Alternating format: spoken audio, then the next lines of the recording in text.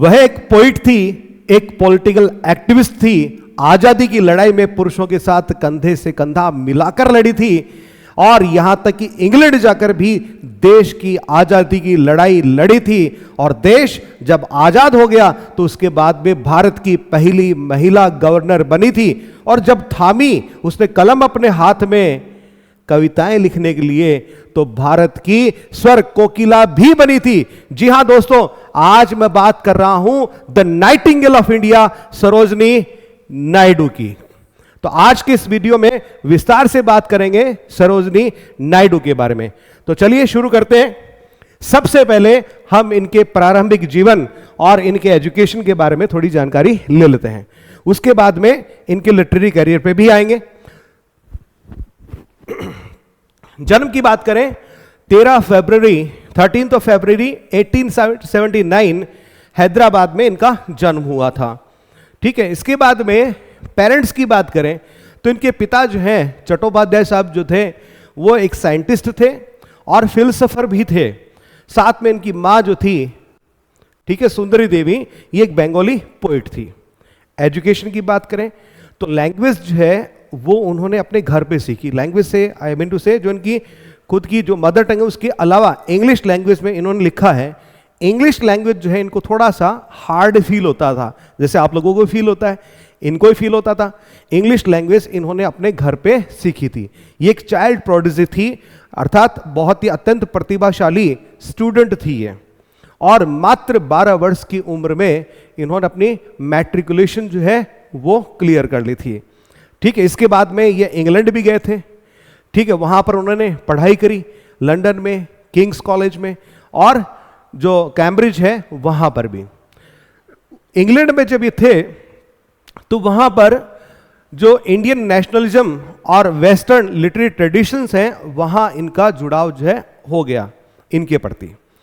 ठीक, और इंग्लैंड में रहते हुए, ध्यान से सुनिएगा, इंग्लैंड में रहते हुए इन्होंने सफ्रेजिस्ट जो मूवमेंट है, यहां मैं मार्क कर देता हूं, ये रहा सफ्रेजिस्ट जो मूवमेंट है, अर्थात जो इंग्लैंड की महिलाएं थी, ब्रिटेन की जो महिलाएं थी, उनको उस वक्त मताधिकार प्राप्त नहीं था, तो उस मूवमेंट में भी ये शामिल हुई। और बाद में जब भारत लौट करके आई तो इंडियन नेशनल कांग्रेस जो है, ठीक है, तो उनके अभियानों में ये शामिल हो जाती हैं, आज़ादी दिलाने के अभियानों में। यहाँ एक थोड़ी सी बात अभी मैं आपको बता रहा था कि इंग्लिश इनके लिए थोड़ी क्या थी, हार्ड थी। और इनके पिता जो कि साइंटिस्ट थे उनको पता था, ठीक, कि इंग्लिश जो है उसके बिना इनका काम चलने वाला नहीं है और इंग्लिश डेवलपमेंट के लिए काफ़ी इनके लिए बहुत ज़रूरी है। तो उन्होंने सरोजनी नायडू, एक छोटी सी बच्ची, उस पर थोड़ा प्रेशर डाला कि तुम्हें क्या सीखना है, इंग्लिश सीखना है। अब इंग्लिश जो है ये सीखने में थोड़ा सा मतलब कोताही बरत रहे थे। तो इनके पिता को एक दिन बड़ा गुस्सा आ जाता है और वो क्या करते हैं, इस छोटी सी बच्ची को एक कमरे के अंदर बंद कर देते हैं। ठीक है, जिसके अंदर इंग्लिश की किताबें पड़ी हैं। ठीक है, ये तेरा कमरा रहा, ये तेरी किताबें रही, और कमरे को कर दिया बाहर से बंद, कोई खोलेगा नहीं तो देख लेना। ठीक है, और इस तरह से उसको कमरे के अंदर बंद कर दिया। अब उसके बाद में इसने वो मेहनत करी इंग्लिश के लिए कि इंग्लिश सीख करके ही मानी है, और बहुत जल्दी इसने इंग्लिश सीख ली। लेकिन इसके मन में, सरोजनी नायडू के मन में कहीं ना कहीं ये बात रह गई कि मेरे पिता ने मुझे सजा दी है, तो इन्होंने भी एक स्पेशल तरह की सजा जो अपने पिता को दे दी। और वो ये था कि इन्होंने अपने पिता से उसके बाद में सिर्फ, जब ये इंग्लिश सीख गई, ऐसा नहीं कि एक दिन में सीख गई, ठीक है, थोड़े वक्त बाद में जब इंग्लिश सीख गई तो उसके बाद में अपने पिता से अपनी मदर टंग में बात नहीं करी, सिर्फ इंग्लिश में ही बात करी ता उम्र, पूरी जिंदगी में। ठीक है, तो बड़ा अजीब सा है ना किस्सा, याद रखिएगा। शादी की बात करते हैं, इनकी जो मैरिज है, शादी जो है गोविंद राजुलू नायडू जो है, जो कि नॉन ब्राह्मण थे। ठीक है, एक्चुअल में इनसे इनकी मुलाकात जो है जब ये लंदन में थी तो वहीं पर इनसे मुलाकात हो गई। सरोजनी नायडू ब्राह्मण थी और गोविंद जो है ये आपके ब्राह्मण नहीं थे, नॉन ब्राह्मण थे। ठीक है, अब नायडू सरनेम तो इन्होंने पति से मिला इनको, है ना। तो गोविंद जो है ये नायडू जो थे ये नॉन ब्राह्मण थे और डॉक्टर थे। मुलाकात कहाँ होती है? इंग्लैंड में होती है। वहीं पर इनको आपस में प्रेम हो जाता है, लव मैरिज जो है कर लेते हैं। दोनों परिवार जो है इस रिश्ते के पक्ष में थे। और उस जमाने में इमेजिन कीजिए, आज के ज़माने में यार तैयार नहीं होते, ठीक है, बड़े नखरे हो जाते हैं, है ना, लेकिन उस ज़माने में भी पेरेंट्स जो है वो क्या हो गए, रेडी हो गए, और इनकी इंटरकास्ट मैरिज जो है उसको परिवार ने स्वीकार किया, और परिवार की सहमति से इन्होंने क्या करी, शादी करी, और इनकी शादी सफल भी रही। फिर 1949 में 2 मार्च गवर्नर के पद पे रहते हुए ही इनकी क्या हो जाती है, मृत्यु हो जाती है। ठीक है, अटैक आता था इनको और उसमें इनकी मृत्यु हो जाती है। अब ये एक लिटरेरी फिगर होने के अलावा एक पॉलिटिकल फिगर भी थी, पॉलिटिकल एक्टिविस्ट थी, तो थोड़ा पहले उनके बारे में जानेंगे।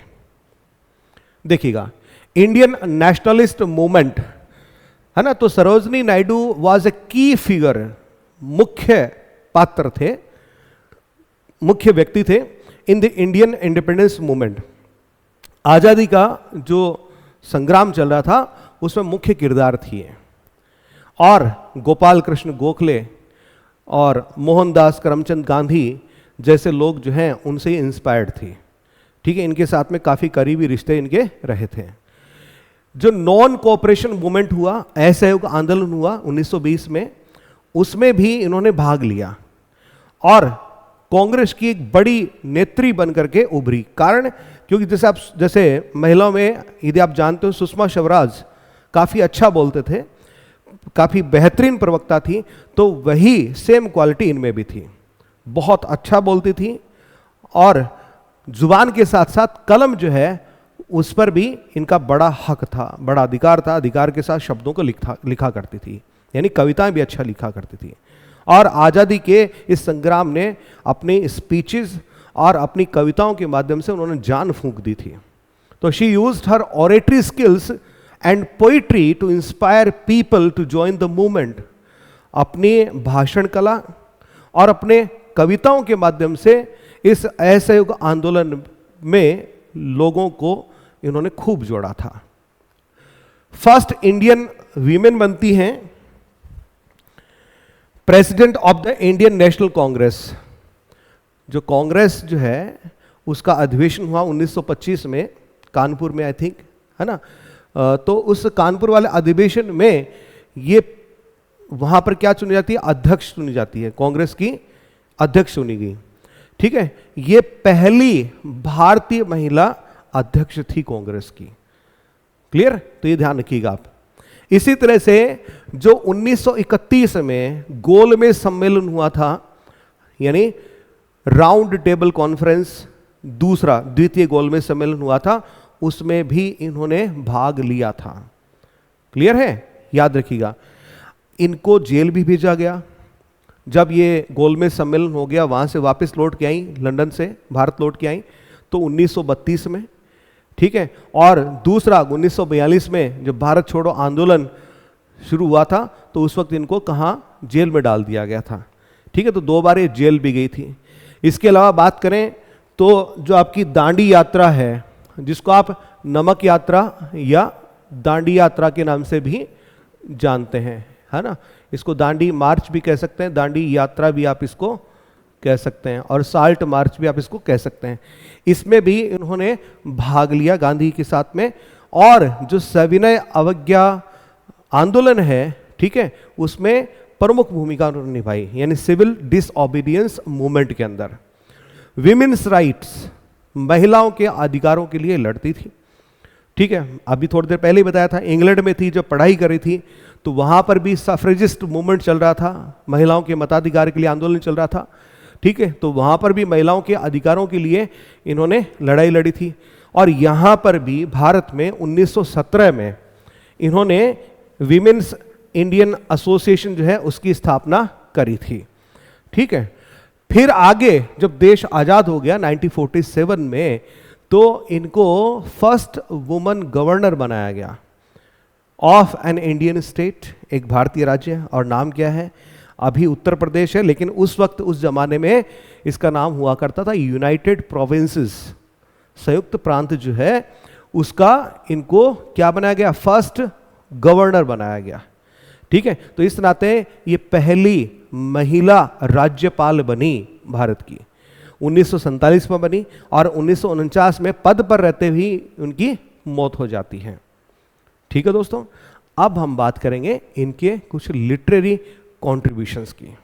लिटरेरी कॉन्ट्रीब्यूशंस में बात करें तो सबसे पहले तो इनको भारत कोकिला, स्वर कोकिला या नाइटिंगेल ऑफ इंडिया इनको कहा जाता है। स्वर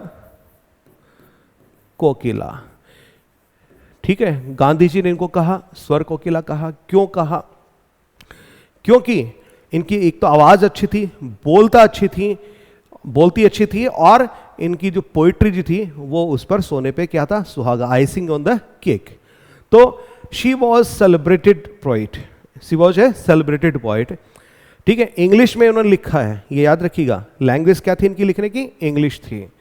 ठीक है, और अपनी पोइट्री के अंदर इंडियन थीम्स और कल्चर को इन्होंने महत्व दिया है। याद रखेंगे, पूछा जा सकता है सवाल, थीम्स के तौर पे देखें तो इंडियन थीम्स एंड कल्चर पर इन्होंने लिखा है, याद रखिएगा।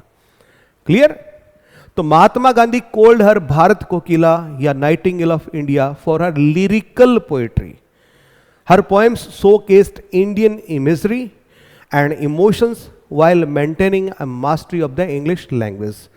ठीक है, इंग्लिश लैंग्वेज में मास्टरी रखते हुए, है ना, अपनी कविताओं के अंदर इन्होंने भारतीय इमेजरी और इमोशंस को बहुत ही बेहतरीन तरीके से प्रस्तुत किया है, दिखाया है, शोकेस किया है। ठीक है, अब इनके कुछ प्रमुख जो वर्क्स हैं उनकी बात कर लेते हैं, एग्जाम के पॉइंट ऑफ व्यू से ये आपके लिए इंपॉर्टेंट रहेगा। देखिएगा, सबसे पहले लेडी ऑफ द लेक, ये याद रखिएगा, ये इनकी सबसे लंबी पोएम है। ठीक है, a long poem containing 1300 lines, 1300 पंक्तियों की पोएम है और इन्होंने ये मात्र 13 वर्ष की आयु में लिख दी थी। ठीक, लेकिन इनकी जो सबसे प्रमुख जो पोइट्री कलेक्शन है उसका टाइटल क्या है, द गोल्डन थ्रेशहोल्ड, या नाम याद रखिएगा, द गोल्डन थ्रेशहोल्ड। ठीक, द गोल्डन थ्रेशहोल्ड। और इन्होंने ये समर्पित किसको किया है, इनके मित्र थे एडमंड गूज, उनको समर्पित किया है। यहां तक कि ये जो टाइटल है इसका सजेशन जो है, वो टाइटल का सजेशन भी किसने दिया, एडमंड गूज ने दिया, कि स्वर्ण द्वार, द गोल्डन थ्रेशहोल्ड, स्वर्ण द्वार या स्वर्ण सोने की बनी हुई दहलीज। यानी आपका एक लिटरेरी करियर जो है प्रारंभ हो रहा है और वो किससे शुरू हो रहा है, सोने की दहलीज से शुरू हो रहा है। तो ये प्रतीकात्मक तौर पर ये नाम जो है सुझाया किसने, एडमंड गूज ने, जो इनके मित्र थे। इसमें 40 कविताएं हैं, 40 पोएम्स हैं। ठीक, याद रखेंगे इस चीज को, 2 फैक्ट आपके पास हो गए। 40 पोएम्स इतना इंपॉर्टेंट नहीं है, लेकिन एडमंड गूज का नाम जो है वो आपके लिए इंपॉर्टेंट बन जाता है। फिर है द बर्ड ऑफ टाइम, जिसमें songs of life, death and spring जो है इसमें इंक्लूड है। फिर से बर्ड ऑफ टाइम या द बर्ड ऑफ टाइम 1912 में आया था, जिसमें songs of life, death and spring शामिल है। इसमें 46 पोएम्स जो हैं इंक्लूड रहेंगी और इसका टाइटल जो है उमर खयाम से प्रेरित था।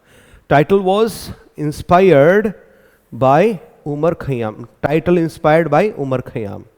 ठीक है, फिर 1917 में द ब्रोकन विंग्स, टूटे हुए पंख, जिसमें लव, डेथ और स्प्रिंग के गीत जो है शामिल हैं, यानी songs of love, death and spring. इसके अलावा the song of the palanquin bearers 1917 में आया था। ठीक है, इसमें जो गीत हैं वो नायडू के हैं और म्यूजिक भी इसको मिला है जो मार्टिन शॉ ने दिया। ये इतना इंपॉर्टेंट नहीं है, टाइटल इंपॉर्टेंट है, ये म्यूजिक बाय मार्टिन शॉ, ये that is not of much importance, याद रखिएगा इस चीज को। फिर the speeches and writings of Sarojini Naidu, ये कलेक्शन है इनका, इनकी स्पीचेस का। ठीक है, इनके जो लेख लिखे गए थे आर्टिकल्स उनका। इसके अलावा इन्होंने मोहम्मद अली जिन्ना जो है उन पर भी एक बायोग्राफिकल वर्क जो है लिखा था। और ये थोड़ा सा अजीब सा लगता है। मोहम्मद अली जिन्ना को उन्होंने क्या कहा है? एन एम्बेसडर ऑफ यूनिटी, एकता के एम्बेसडर कहा है, यूनिटी का, ठीक है। जबकि उन्होंने तो क्या किया? देश को तोड़ा था। अब क्यों कहा है, क्या मजबूरी रही होगी, ना मैं जानता हूँ, ठीक है, ना आप जानते हैं, सिर्फ कयास अपन लगा सकते हैं। खैर अपने को तो खैर यहाँ नाम याद रखना है तो नाम याद रखेंगे, मोहम्मद अली जिन्ना के लिए एन एम्बेसडर ऑफ यूनिटी, ठीक है, 1919 में ये बायोग्राफिकल पोर्ट्रेट जो है लिखा था इन्होंने। फिर द सेप्टर्ड फ्लूट,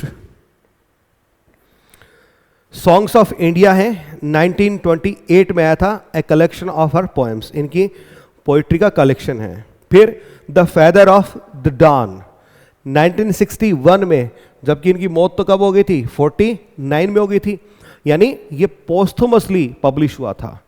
जो इनकी बेटी जिनका नाम है पद्मजा नायडू, उन्होंने एडिट किया था, ठीक है, मृत्यु के पश्चात पब्लिश हुआ था। क्लियर? अब इनकी कुछ प्रमुख जो पोएम्स हैं उनके कुछ नाम अपन यहां ले लेते हैं।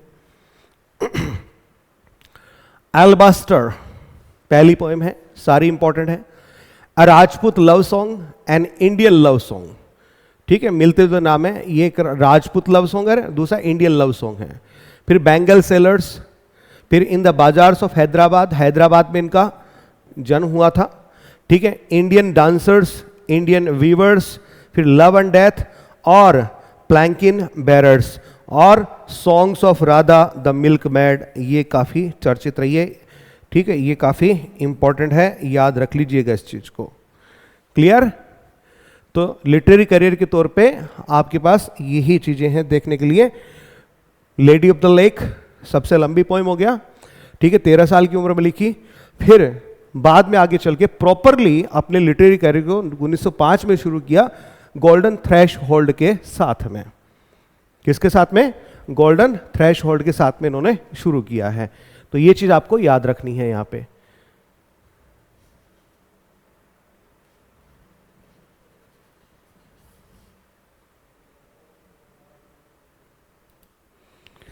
इसके अलावा एक फैक्ट जो है आप और ध्यान रखिएगा, इनको एक अपन क्या गए, प्राइज तो नहीं गए, अवार्ड जो है वो भी इनको दिया गया था, केसरे हिंद, ठीक है, केसरे हिंद की उपाधि जो है इनको दी गई थी।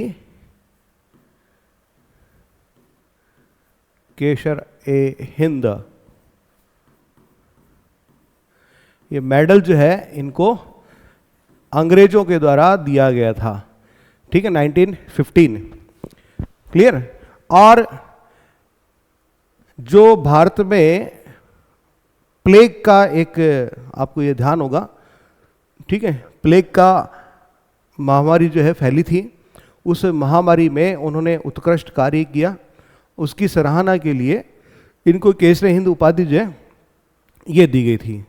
लेकिन 1919 में जो जलियांवाला बाग हत्याकांड हुआ था उसके विरोध में ये मेडल उन्होंने अंग्रेजों को वापस लौटा दिया था। यानी ओवरऑल हम ये कह सकते हैं कि सरोजिनी नायडू जो थी वो, उनके अंदर देशभक्ति की भावना कूट कूट करके भरी हुई थी। पॉलिटिकल एक्टिविस्ट होगी, ठीक है, इसके अलावा उन्होंने एक महिला होकर के भी, ये शब्द मैं इसलिए काम में ले रहा हूँ क्योंकि उस दौर में महिलाएं जो हैं वो घर से बाहर बहुत ही कम निकला करती थी। लेकिन चूंकि इनकी माँ जो है एक पोएट थी, इनके पिता एक साइंटिस्ट थे, यानी दोनों ही खुले विचार के व्यक्ति थे, तो उन्होंने सरोजनी को यह आज़ादी दी कि वो विदेश तक जाकर के भी पढ़ाई करें। तो वहाँ जो वेस्टर्न जो कल्चर है उनके जब संपर्क में आई तो वहाँ से उन्होंने सीखा कि किसी मनुष्य के वास्तविक जो अधिकार हैं वो क्या होते हैं और उन अधिकारों की लड़ाई किस तरह से लड़ी जाती है, क्योंकि वहाँ सफरेजिस्ट मूवमेंट जो है चल ही रहा था उस वक्त, ठीक है। और इन्होंने अपने ज़िंदगी के फैसले जो हैं अपने अनुसार ही लिए, यहाँ तक कि शादी भी उन्होंने अपनी मर्जी से ही करी और ये शादी भी इनकी क्या रही, सफल रही। और इनके बच्चे जो हैं वो भी आगे उन्होंने खूब काम कमाया, नाम कमाया उन्होंने, ठीक है। यहाँ उस चीज़ की बहुत ज़्यादा चर्चा करने की आवश्यकता है नहीं, ठीक है। तो ओवरऑल हम ये कह सकते हैं कि एक आज़ादी की सिपाही थी और कलम जो उन्होंने अपने हाथ में थाम रखी थी पोइट्री लिखने के लिए, लिरिकल पोइट्री स्पेशली लिखा करती थी, उनमें इंडियन थीम्स को उन्होंने बहुत ही अच्छे से उन्होंने प्रस्तुत किया, इंडियन इमेजरी को उन्होंने बहुत अच्छे से प्रस्तुत किया और बहुत ही शानदार उनका लिटरेरी करियर रहा। तो आज के इस वीडियो में इतना काफ़ी है, अगले वीडियो में आपसे फिर से मुलाकात होगी, तब तक के लिए इजाज़त दीजिए, बहुत बहुत धन्यवाद, थैंक यू।